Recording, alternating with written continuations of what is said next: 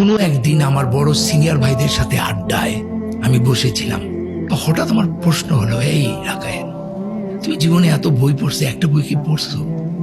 হ্যাঁ, তুই কোরআনটা জীবনে কোনোদিন পড়ছো? আমার ববলটা হচ্ছে, সবাই যেদিকে যায় আমার ভাবনাটা উল্টা দিকে। এই প্রশ্নগুলো আসা শুরু করলো। তারাবির নামাজ পড়ি 2 ঘন্টা ধরে, হুজুরের পিছনে একটা ওয়ার্ডও বুঝি না মানে কি। সো আমার কাছে মনে হইলো যে আমি কোরআনটা আরবি পড়ে গেলাম, আল্লাহর বাণী, বুঝি বা না বুঝি, ওইটা পড়ার মধ্যে তো ওইটা শুনলেও কানের আল্লাহর ইবাদত হয়, কিন্তু এটা একটা মেসেজ।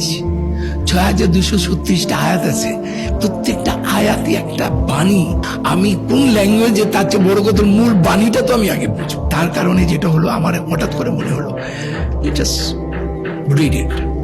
আমার মোহাম্মদপুরে ইসলামিয়া লাইব্রেরিতে গেলাম।